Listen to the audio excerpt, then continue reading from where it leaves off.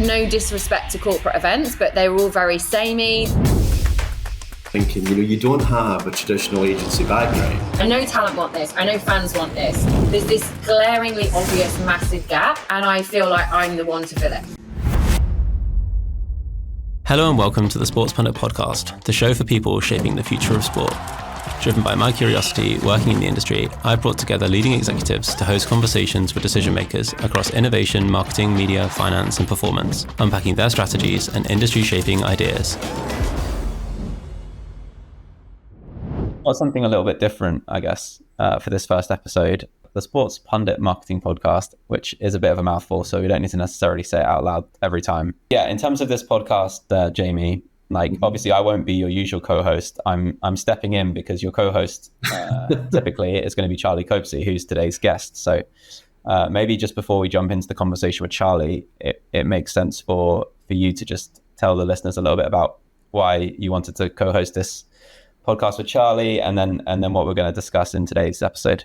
Thanks, Andy. So Charlie founded Underground Fan Club in 2018, and she's really on a mission to revolutionize the way that talent, brands and fans connect through experiences. So she's worked with people like George Russell at Silverstone and Fleur East, who's inspired women to take up trail running. So, Charlie really wants to create fan experiences that give exclusive access to the people and passions, or to the people and passions that they love. In the conversation today, Andy, we're going to look at Charlie's experiences operating at the intersections of people's passions and event experiential marketing, and hopefully we'll show you exactly why she's going to make a perfect co-host to me for this series moving forward. So without further ado, please enjoy the conversation with Charlie Copsey. Charlie, great to have you. Thank today. you for having me. Looking forward to this conversation. But let's dive right in. Give me a brief history of your career. You've obviously worked across television, radio, film. You've worked on Fighting Talk with people like Colin Murray. So give me a brief background on what you've been doing prior to setting up Underground Fan Club. Yeah, so I've had probably, I would say, a very, very, very squiggly career. I started when I came out of uni, I went to Loughborough, but I didn't study sport. I actually studied drama. And I started a production company, Johnny Vaughan's production company. And one of the shows that they produced was Fighting Talk, amongst many other things. So I started as a runner on that when I was 21. But in the meantime, I was making shows for Channel 4, entertainment shows, comedy shows. I produced a documentary about high-end call girls. I've literally done everything and anything. I produced a feature film called Call Your Friends with Nicholas Hoult as the lead.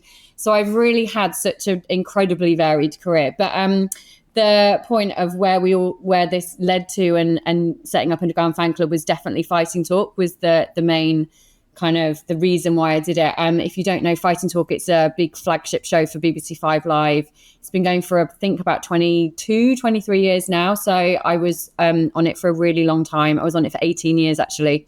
And in that time, as I said, started as a runner. And then I just anything that I do, I just get really stuck in and get really excited about things, and started kind of getting involved with the guests, and then starting to go and find new comedians that were on the circuit. And I went to a gig where there were 12 people in the room with John Bishop, and I found people like John and Romesh and Josh Widdicombe and Kevin Bridges and brought them all onto Fighting Talk. And Fighting Talk is a really special show. We created an atmosphere that was just really very welcoming, and Colin Murray was very integral to that. He's super funny. He's such a welcoming guy and very, very talented. His knowledge of sport is incredible. But we created a culture, I guess, on a Saturday morning where people could come in and do the show, and they just really enjoyed it. It was on the BBC on 5 Live at 11 o'clock. And actually, to this day, when I say to people, I produce Fighting Talk, the amount of people that be like, oh my God, I used to listen to that on the way to the football, or when I'd be in the car with my dad, and everyone's got so many great memories of Fighting Talk.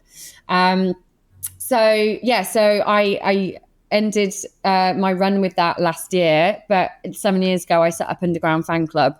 So that's a very brief history of how I got to where I am today. Thanks. So, look, just focusing on that background, what was your ultimate inspiration to come up with the idea of Underground Fan Club as a business and as a creative platform for engagement? Yeah, so I'll give you just a bit of background about Underground Fan Club. So we are creating talent-led experiences. We are very heavy on that talent side of things. And the idea came about because I was creating, great relationships with the talent that came on Fighting Talk, the athletes, the comedians, the celebrities. I was spending so much time with them, and I got to know them as humans, and, I just got to know about their lives, and they're all such incredible people and very inspiring. And I realized that fans don't get to see that side of them. And I was in a very unique position, and I realized that talent really wanted to engage with fans and be in an environment where they could be in a room and, and engage with them. But there was no real platform for them to do it. And in the meantime, I was being asked to go to corporate events, and just no disrespect to corporate events, but they were all very samey. They were just quite unimaginative with their programming. If they had athletes there, they would be asked the same questions. It was a very stale, staged Q&A. And as a producer and as someone that's very creative, it would quite annoy me that you've got this amazing athlete that has got so much about them, and they're just being asked really boring questions. And to be honest, they're sat there looking bored out their brains. So for me, it was like all of these elements, and Fighting Talk, we did loads of live shows. So we were doing live shows around the country. This was 14, 15 years ago. So we were really ahead of our time with this stuff. And for us, thousands of people would come and see Fighting Talk. And it was just so special being able to meet our audience and see how many people came together through the love of Fighting Talk. And we'd created this really iconic, cultural, relevant show, and people could come and meet, Richard Osman and Bunsey and Bob Mills and all the amazing people that we would get on. And and it was just really special. So it was all those little ingredients of like, I know talent want this, I know fans want this. There's this glaringly obvious massive gap, and I feel like I'm the one to fill it. And how would you define the underground and the title of your business? What is that philosophy that you had? That might be a tough question. It's funny because I actually have, how so many founders have like a real story behind their name. I actually can't even remember how I came up with the name. So, but it's so integral, and it's really shaped what we've built. And I came up with the name 7 years ago, and I never imagined where it would be now. But for me, the word underground, it's kind of like anti-establishment. It's like against the norm. It's about doing things differently. It's about pushing boundaries. Like, I think if anyone thinks of the term like, oh, it's an underground party or there's an underground scene, that's what comes to mind. It's not what everyone else does. It's kind of something that's different, and it's iconic, and it's like we're doing things our way, and it might be a bit rough and ready, but it's like people really, it taps into that cultural relevance. And that's really, all of those ingredients are very much Underground Fan Club. Like, we really strive to be different from what everyone else is doing. Like, that is so important to me. And when I've been building this business, I always have a thing in my head of like, what's everyone doing? We will do the absolute opposite. Like, that's just me as fundamental as a person. And that's obviously breeded into my business as well. Yeah. No, it's interesting because as you were talking, I was just thinking, you don't have a traditional agency background. So no. I guess this allows you to bring new perspectives. You've been speaking about it already, but just think very differently about, I guess, where we are in the sports industry, how we're doing activations. I mean, would you agree with that perspective? Yeah, absolutely. I think it's funny because this is something that I have to confess. I've said it a couple of times, but I'm not the biggest sports fan. And obviously I work in sport a lot, but we work in other areas as well. We work a lot in running and fitness and other areas. So we're not, I wouldn't ever call ourselves like, we're not solely in sport. But for me, I'm a people person. I'm all about people. I'm all about community. I'm all about bringing people together. Like that is me to my core. And essentially that's what I've built a business around. It just happens to be that it's in sport. And I think sport is one of the most incredible ways that you can do all that. You know, like it is such an incredible way to bring people together, to empower people, to build community, to build inspiration. You know, it's incredible. But for me, when I worked on Fighting Talk, because I didn't have that sport knowledge, I felt really out of my comfort zone, to be quite honest, because I was like, well, I don't know who won the FA Cup, or I don't know like who plays for Manchester United. And you know what? It actually didn't matter, because the other producers on the team, they are absolute sport buffs, like Colin is. And they didn't need another one of those people. They needed someone that got people and that actually had great relationships with people. And so it took a really long time to realize that. And I think being good with people is so undervalued, but it's, oh my God, it is built my business. And I would not be here now if I wasn't good with people, for sure. But going back to your original comment, I think I have learned, I mean, you know, as I said earlier, I've worked in film, TV, comedy, drama, documentary. I've worked across so many different genres, and that means coming into contact with so many different people. And you naturally learn and pick up things along the way. And I'm always taking inspiration from other people. Like I love reading, learning about business owners' stories, getting inspiration from them, or like from different industries. It's just like it makes the way that you do things just very different, and it keeps you, I guess, like more elastic, you know. It's like you're not too rigid. And as you say, like I never ever have come from an agency background or a brand background. So for me, coming into this space, I had absolutely no clue how to work with brands whatsoever. But what I do know is how to connect with people and how to create incredible experiences and all of the things around that. So actually, it didn't matter so much. Yeah. Just on that, Charlie, you know, you and I have spoken about this a lot, about, you know, that balance of social and digital connectivity with in-person connectivity. And, you know, certainly from my perspective as a marketing expert, it's imperative to try and get that balance right. You know, just to cite Philip Kotler, who's a marketing guru, you know, he talks about that human centricity to create brand attraction and engagement. I love what you're saying, you know, when you're talking about that intimacy, that personality-driven events that you're creating. Maybe just talk a little bit more about, again, your philosophy on how you set up an event. What is important about it? How are you selecting the talent as part of it? Yeah. So our experiences of, as I said before, they're very talent-led. And what I mean by that is, I think a lot of, I say experiences rather than events a lot, because I feel like we are creating an experience. And sometimes an event is, sometimes an event can literally be like you turn up and hear a Q&A and go, you know, that's like, we're creating this whole ecosystem, this whole experience. So for me, it's about, I want the talent. And by the way, I hate the word talent, but there's no other way to say what they are. So we'll just say talent for now. Obviously, it could be an athlete, it could be a comedian, it could be a creator.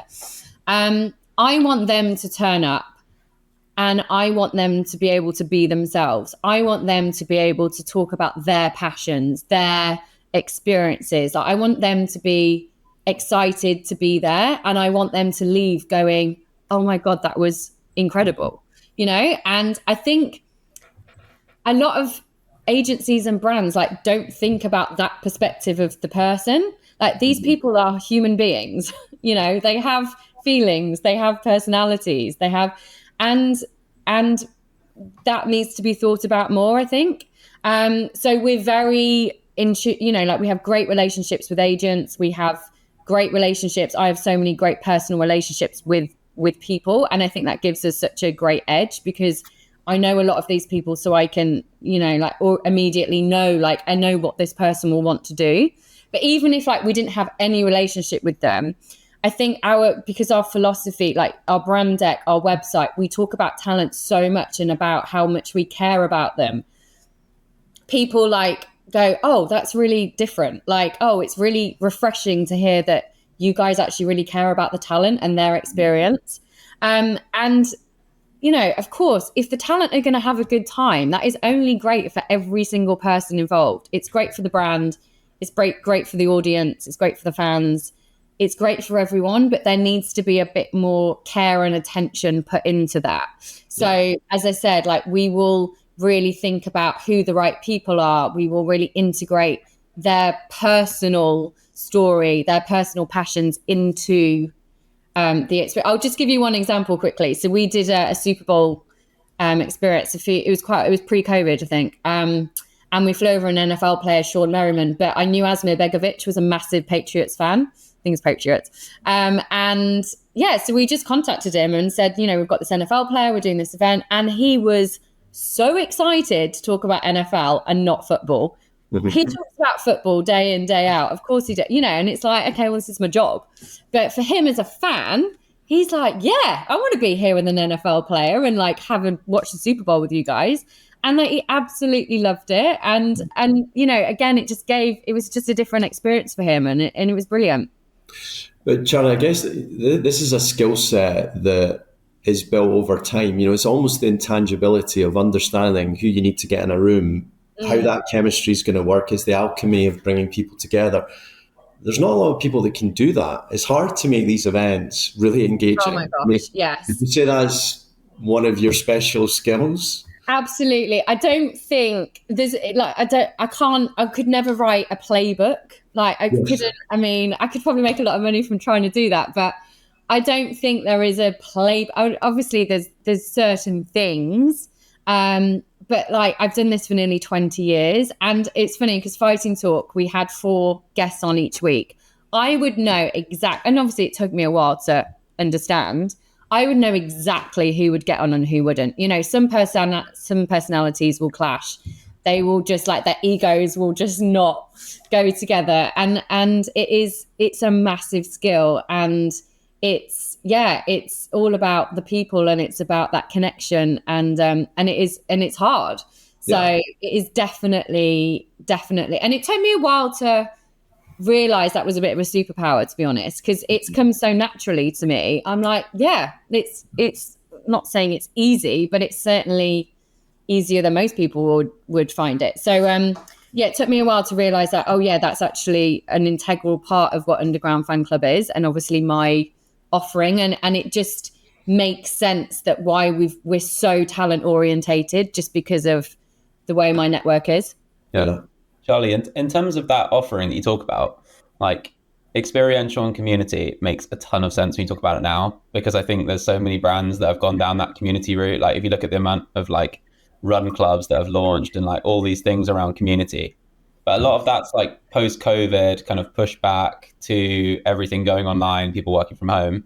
You obviously launched this 7 years ago, pre-COVID. So I'm curious what it was that gave you that insight. Obviously you've referenced a bit of the kind of like Fighting Talk on tour, but also like how has the conversation with brands changed over those 7 years? Because I would imagine trying to convince a brand to do something in that kind of experiential and kind of getting them to understand the value of community is a lot easier now than it was when you first started. Yeah, that is such a great point. It is. So, I mean, the word, I cannot go through a conversation without hearing the word community these days, which obviously is absolutely brilliant. But like you said, we were doing this, we did our first event 2018. And I have to say, actually, one brand that we work with a lot is sportshoes.com. They are, if you don't know, they're the UK's biggest online retailer. They're very, very iconic in running. They're incredible. And they got it, so I have to give a massive shout out to them and to Gavin Bannister, because they really got the value of these experiences very early on, and they've always which goes to show why they've done so well, because COVID obviously massively helped them with running as well. But there has been a massive shift. And you know, if it takes a pandemic for people to realize that actually community and human contact is really important, then okay, so be it. But I think it's so important. And if brands are not understanding the value, then sorry, but you really need to get your asses into gear. No, like, it is so important. And but also, again, it's back to like, you can't be doing it just because everyone else is doing it and like being like, okay, let's just like, oh, we'll quickly sponsor a run club. Like, no. Like, you need to have a strategy. Like, what kind of community do you want to tap into? And that's probably communities that already exist, by the way. So or you really, really go deep and hard on building your own community. But this isn't like a flash in the pan. This is like, it's really part of your marketing strategy. And obviously events and experiences really help to amplify that and to bring people together. Like, it's harder to have a community that's social and digital when you don't have the in-person experiential stuff as well. But yeah, I mean, I'm obviously extremely excited because we've been doing this for such a long time. So we're not like just jumping on the back of a bandwagon, you know, it's like we've been here from the start. And actually, I'm really proud of that. We were doing run events 7 years ago before pretty much anyone was doing them. And that gives us kudos, I think. And I've always been, one of my bosses always said, like, you've always been really good at kind of knowing what's coming next. Like, I've always, you know, I've got good taste for this kind of stuff. And again, that's just kind of ingrained. I don't have the answer to that. But so I would say community, yes. Charlie, you've obviously worked with a lot of brands as well as talent. What advice would you give to brands on working with talent? You know, and just that, what do they need to understand to make things work well? Yeah. A positive relationship. I think it's really about building a proper relationship. I think you need to really understand each other. So it's like, what's your mission? What's your vision? You know, it's like, do we align on these things? Like, talent have the same thing as well. Like, what do they care about? So if I'm a vegetarian and a meat brand's coming to me, like, that obviously doesn't make sense. It's like, do your homework on this stuff. And it's, you know, as I said about Asmir Begovic, like, I knew that he was an NFL fan, like, made sense. So I think it's about, and like, really take the time to get to know, and that will be a lift from your end, but take time to get to know people, like, get time to know the agents. Like, imagine the agent is the gatekeeper, like, they will say yes or no. And I work with agents that I love and that I just like make my life so easy. Some agents can be an absolute nightmare and that's like, so, but really it's about build the relationship with the agents. And a lot of talent say to me, it's like, they just like never ask, like, actually, who was it? There was someone I was talking to and, it was like, I think it was a footballer, I can't remember. And they said to me, they were like, at not one point did they ever even ask for a call or like a meeting. And they said, I would love to have a call or a meeting. Like, I want to share my ideas. And I think there's a kind of probably a misconception from the brands and the agencies that like, oh my God, we can't do that. You know, like, we can't ask them anything. It's, and like, no. Like, honestly, if you go in and you really show that you care and that you're like, okay, we want to build longevity here. Like, we actually want you to be part of this business. I think that's a really great way to start. But really, as I said, do your research and really look at, you know, go on their social feeds. What are they talking about? What do they care about?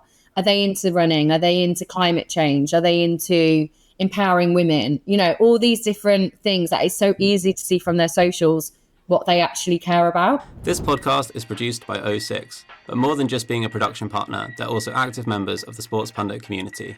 Having seen the work they're doing across the industry up close, working with leading F1 teams and Premier League clubs, as well as top creators, I'm so delighted to now have them on board and helping to elevate this show to a new level.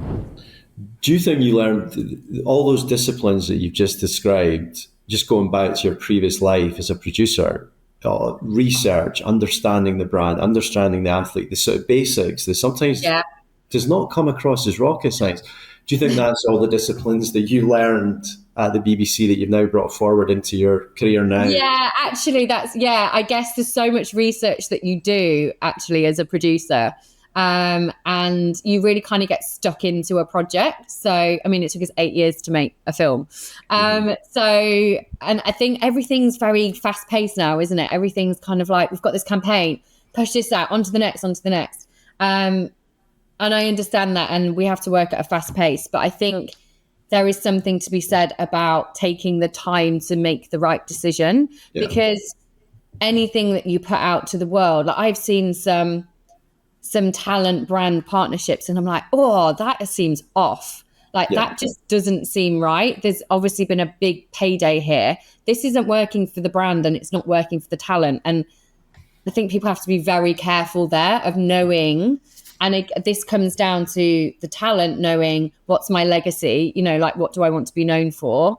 There's a quick cash payday, but actually, is that going to serve me well now, or is that going to not serve me well in the future? So and that's a whole different conversation. But I think that's really important to understand. And, you know, so I know some agents that have had massive deals come to them, and they have said, this is not right for you. Like, you know, like, and kudos to that agent, because they could be taking in, you know, that 20% profit. And I think this comes down to making sure talent has the right team behind them, because if you've got an agent that's only in it for that 20%, they're not necessarily have got your best interests at heart. So, you know, you need Ian Wright's agent, Roscoe, I think does this absolutely amazingly. I've talked to Roscoe a lot about this, and they have a plan. They have a 10-year plan. They have a legacy plan. Everything is so like to the T of like, this is going to work. This is not going to work. And look at what Ian Wright's doing. It's absolutely incredible. So massive kudos to Roscoe. I think that example with Ian Wright's a really interesting one, right? Because there's a lot of ex-footballers, and obviously he had a very good career, but there's probably a lot of other players that had similarly good careers, but he's someone that's managed to completely stand out since then. And he comes across incredibly authentic every time he is on screen, right? Yeah. And so it shows you that power of like really tapping into that authenticity in everything he does. But I'm curious, are there other examples from a talent perspective of talent that you think really understand their value and like where they can play, basically? Do you want me to go specifically on sport, or can I talk about? No, it can be other talent. I guess an extension question would be, have you also seen a shift in the type of talent that brands want to work with, away from maybe athletes based purely on their on-pitch performance towards maybe a content creator that does content in football or gaming, but it's like tangentially related to football? This is an interesting one. I was having a conversation with an football agent who manages some very, very big players. And he was saying, like, obviously the deals that would have gone to his footballers are now potentially going to other kinds of, you know, these creators and these YouTubers. Like it's a different landscape now, for sure. And as much as we love it or hate it, like, brands care about your social presence. So if you are building, you know, they will look, and you know, we all do this, but we all look at people's social numbers, right? And their engagement, and how much are they posting, and is the content relevant? And it's hard, because I've got friends that are athletes, and they're like, I don't want to have to do this. Like, I'm an athlete and I want to just concentrate on my game and my training. And I understand that, but I'm sorry, like, that's not the world we live in anymore. So, you know, if you're not concentrating on your personal brand and your storytelling outside of who you are on the pitch or on the tennis court or whatever, you know, it's like, and I will say this as well, that talent need to understand they have to invest in this themselves. So you might have to pay someone to create social content for you. Like, you might, you know, like, you might have to, you should have your own website. You should start looking at building your own brand and your own IP. You should have ownership over the stuff. You should be on LinkedIn, absolutely should be on LinkedIn, posting your own thoughts about business, about your sport, about inspiring people. Like, that's the way the world is going. And that's the way that I see athletes and talent. Like, you have to you can't just be the footballer anymore. I almost feel it's a bit generational with some of these athletes. I mean, I've got friends that are my age that have played golf on the European tour and played football. And to be honest, they weren't interested in building anything outside of just playing golf or just being a professional footballer. And I used to say to them, look, you've got so much opportunity. You know, you could align yourself with a whiskey brand, invest in the whiskey brand, build up the personality around that. I do also think we can learn a lot from the US sports and what some of the NBA players are doing, the NFL players are doing. So I do wonder if it is a generational thing, but I totally agree with everything you said. You know, yes, focusing on your athletic career is imperative, but you've got to think about other things around what it is you are going to do post-career. And I think the final point to all of this, you know, if you look at the world of Olympians, a lot of these Olympians don't earn money when they're competing. No. So they have to think about what they're going to be doing.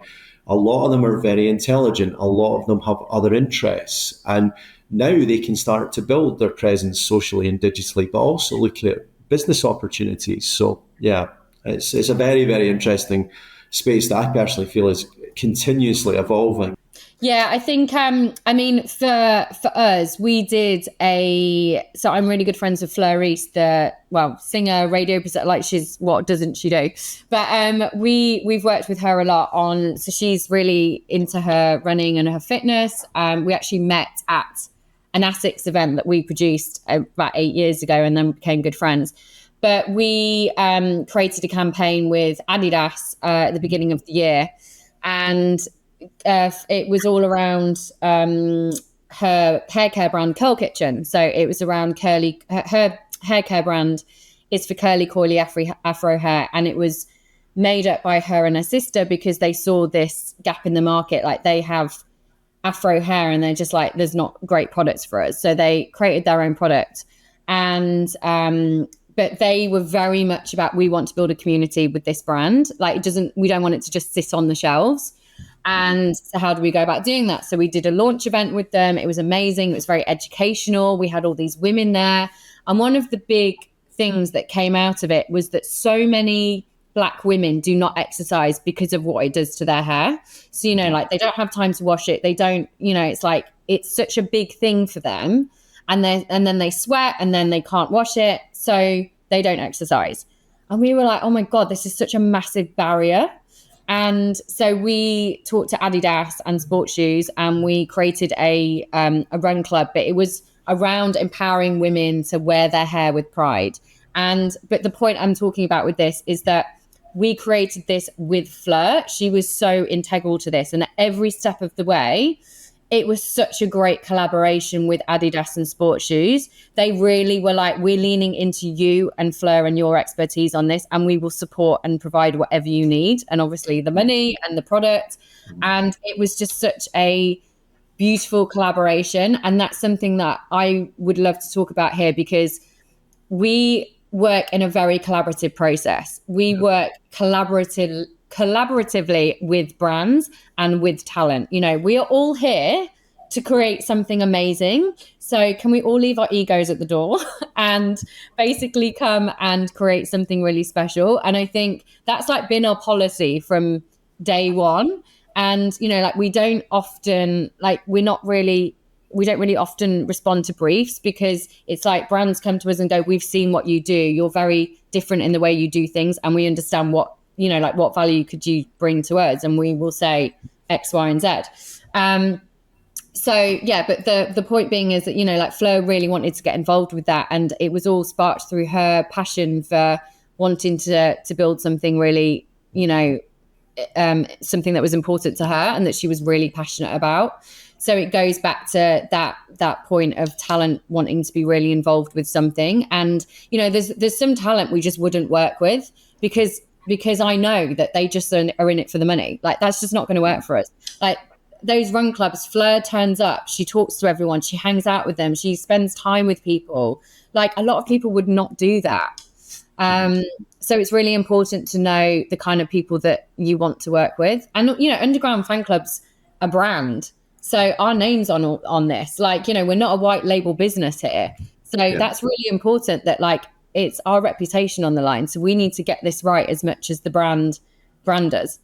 Charlie, in terms of, you talked about social reach before and followings, then also about examples like Fleur, who I would imagine has some audience online, but not maybe the biggest audience. But I think it's more about the engagement that she gets within that audience, right? Like it's the level of engagement of every single person that is following her account. How do you and the brands that you work with kind of go about disseminating a top line number of followers versus like the actual engagement and connection that creator or athlete can have within a community group that they're trying to reach? I'm so glad you brought this up, because we've come, I think, too obsessive about the followings and the numbers. And, you know, like someone could have 1 million followers and their engagement sucks, you know, it's like, or they could have like, you know, but who are their followers? You know, like if it's a bunch of people that are not going to buy your products, like it doesn't mean that this is the right partnership. So a really good example, we very, very recently, we created an experience around trail running with Nike and sports shoes.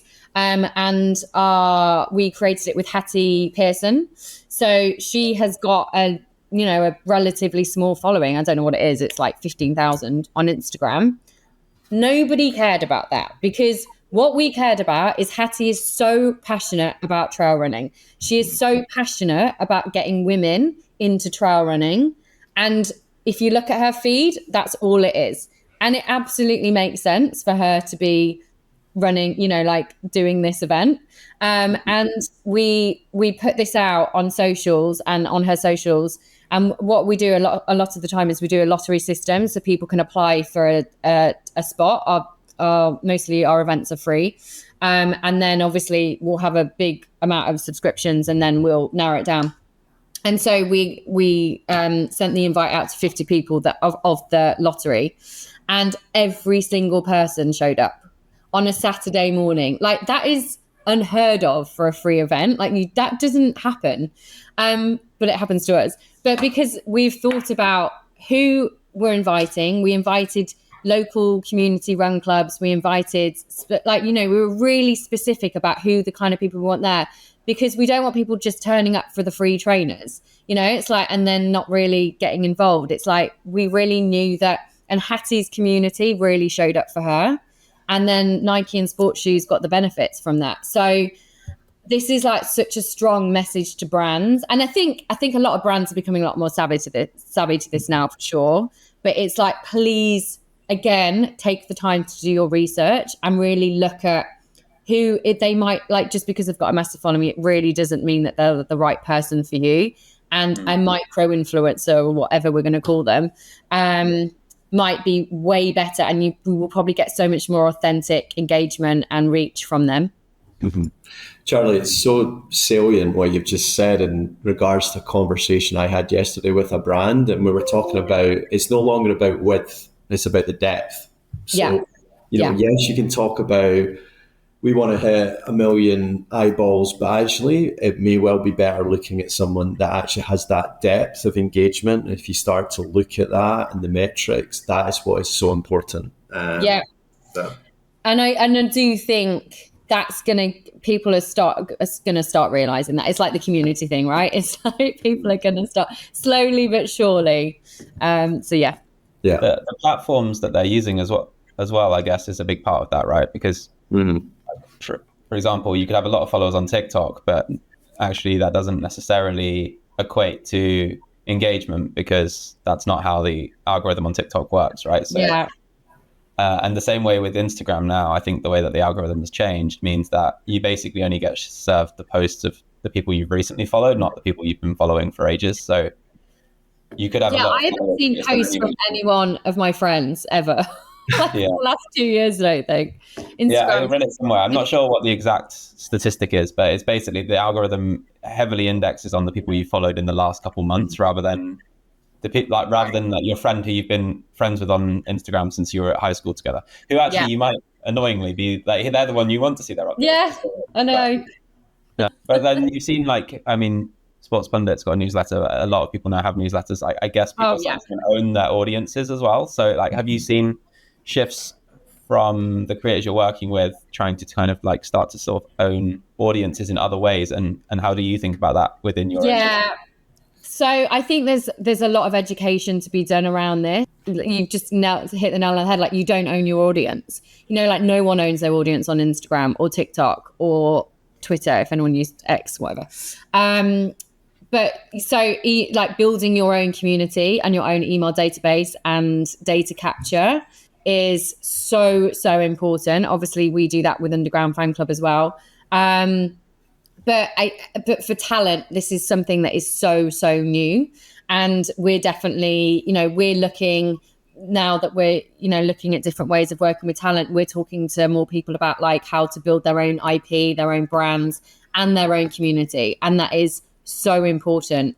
There's an agent that I know who's got a couple of footballers, and they've started building their own community, and they're doing some really fun things, and like running competitions and meet and greets, and like you really get to be part of this little club, and it's brilliant. And there's Harry Kane brought out the Cleats Club, didn't he, as well, which is great because it's like it's his voice, it's his, like if that this news is coming from me, and I think we're going to see so much more of that. I don't think it's going to be like immediate, and I think it's going to take time for people to understand, but it's about giving the power back to the athlete. Like you said, Jamie said, some of these athletes don't get paid any money, like so little money. But they need to start thinking about, okay, ownership is so important. Your own brand IP and it's so important. Like no one can take that away from you. Like I'm Charlie Copsey, no one else is Charlie Copsey. It's like, how do you build your brand and make sure that you're able to monetize that? And so when you do retire, then at the end of the day, like we all need money. Like that's why we're all doing this, and it gives you freedom and it gives you purpose to do other things. So it's so important, and I'm very passionate about that, and there's definitely things that we're looking at doing more on that side of things. Charlie, tell me, what is your longer term vision? You've obviously established yourself in London. Are you starting to look at Europe? Are you starting to look at North America? We've got some major events coming up across there. I'm just intrigued to know about what your plans are for the evolution of the business, and what is your longer term vision? Yeah, it's a good one because it's taken me, I feel like this 7 years has all been about like learning, refining, like what is the business? Like we've gone back and forth, for me as a business owner, I've been a producer my whole life. So becoming a business owner. So it's almost like, obviously I'll always keep learning, but I think like I've got the business to like a great place of like, I know what this is now. Okay. Like I feel really confident about building this. So I feel we're on a trajectory of just going like whoosh. But yeah, absolutely getting out into the world, I think is really important to me. I went out to New York last month and had some really great meetings, and I feel like our energy and who we are to the core is will suit the American market.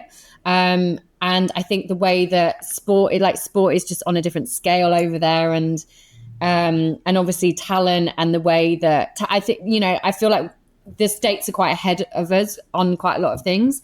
So that's really exciting. So I'm having some really great conversations there. And really it's about building the Underground Fan Club brand. It's about people. I want people to know about it and relate Underground Fan Club to like having amazing experiences, to be like a real kind of iconic brand in what we do, and just kind of and build all that stuff, and also the side that we talked about earlier about really building with talent as well, and building IP and brand, and we're having some really great conversations around that as well. So much exciting stuff, but I think the next 7 years is definitely going to be big and exciting and very underground. Yep. Charlie, just on that, how do you stay ahead of knowing what is relevant in this world?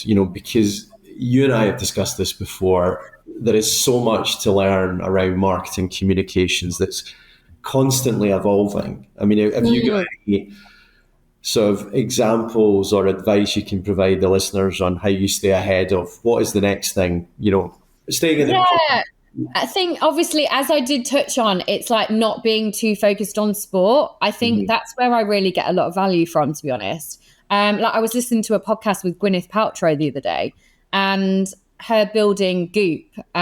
Like it's incredible what she has built, and actually learning her story. And you know, she was an actor, and then she set up this massive company. And it was just, I loved hearing, and there was some things that I picked out, and I was like, oh, that's really interesting, actually. Like I could apply that to my business. Or so I'm as I said, like I'm obviously, I listen to podcasts loads, I read books a lot, but also it's just like being out and about and just having conversations with people. Like Jamie and I talk a lot, and you know, I think it's really important, like your network is really diverse, and really you're having different conversations with different people. My network is incredibly diverse, and I'm always getting insights from other people and different conversations and different viewpoints, and I just think that is so enriching, and it makes, you know, it really expands my knowledge. So I would definitely say, like, I do feel the sports industry can be quite cliquey, and I think you need to be careful not to get trapped into a clique of like feeling comfortable. Like when I walk into a room at sports event or industry events and I see loads of people I know, I'm like, great, but I also want to go and try and chat to new people and make new contacts as well. So I think it's this like balance of obviously having your tribe and your people, which I'm all for. But also like always trying to expand that as well, and putting yourself out your comfort zone a bit, and, you know, going over to a group of people and like introducing yourself. Yeah. That point you make about network as well is like obviously a very salient one in regard to this podcast itself, because like a big part of my thought process with like launching these different subject domain specialisms, I guess, with different co-hosts, and the selection of the different co-hosts was largely based around like picking people that don't have an exact replica of my network, right? Like exactly. That Leanne was first was because she's in New Zealand and Australia, and we have some intersection of audience, but also a massive intersection or a lot of people that don't overlap, right? And the same is true for yourself. The same is true for Jamie. The same is true for Vansa, who's based across sort of Bangkok and LA. It comes from outside sport initially and is now in sports finance. So yeah, with a lot of the guests or these guest hosts, like that was a big part of it for me, was like that we're not all in the same circle anyway. But yeah, just to close off, I guess, like this could be a question for both of you, I think, but it would just be like, what are you excited about moving forwards with this kind of podcast series over the next sort of 7 or 8 episodes, and then hopefully a lot more beyond that? Will I go first, Charlie? Yes, I'll go. I'll go first. So No, I said, do you want me to go first? But yeah, you go first. We need to get our communication skills sorted for first. Yeah, I know. The chemistry is just not there. I know, terrible. It's not too late to change the other host. We can just... Yeah, I'm going to get a call after this. Sorry, you are no longer needed. No, Andy, I was going to mention just before you asked the question, there's a book I always, and Charlie knows I go on and on about this, but it's by Jamie loves his book and his article. So it's called A Curious Mind, A Secret to a Bigger Life. And it's Brian Grazer, who's the Hollywood producer who works a lot with Ron Howard. And look, the premise of the book is he has curiosity conversations, right, with people from outside of Hollywood. You know, it might be an astrophysicist, it might be a police chief. That is where he gets the inspiration for his movies, and also how he gets the inspiration to live his life. So I always talk to Charlie about this because she touched on it. You know, expand your network outside of just the sports industry. So to answer your question, Andy, I mean, I'm excited to be involved in this. I know it's a sports focused podcast, but it's being able to tap into my network, the people I know around sports marketing and sponsorship across the world, and speak to them about what it is that they are doing in their daily jobs, but also what is inspiring them for the future. How are they learning? How are they curious? How are they developing as individuals? So, you know, that's why I'm excited to what you've created around this podcast. Over to you. I mean, all of that Jamie said, I would just touch on as well. I think Jamie and I are very complementary because we come from very different backgrounds. Obviously, we're good friends as well, but it's I do not come from marketing. I don't come from brand. I have learned so much since I've been in this world. And I think for me, like, very selfishly, it's just like I'm here to, obviously be able to pick the brains of some of the best marketers and brand people in the world. So that's exciting for me. And and keep learning and get some great insight and be inspired by all the other people. So, and hopefully, obviously, we can do that for our audience, which is the main point of why we're here. Yeah, I mean, I think that curiosity, I guess, I would say, is a common characteristic across everyone that's hosting a podcast, and I think that's important, right? Like, you genuinely want to learn from the person you're speaking to, like we've done today. And I'm really grateful that you both agreed to do this with me, and I'm really excited to hear the conversations that you end up having, as well as having really enjoyed this one. Great. Yeah, brilliant. Thank you. Thank you for listening to the Sports Pundit podcast, kindly produced by the amazing team at O6. I'll include more information about the guests and the topics covered in the show notes. Head to sportspundit.co to find previous editions, access the newsletter, and to sign up for our WhatsApp group and see upcoming social events in cities around the world. See you again soon.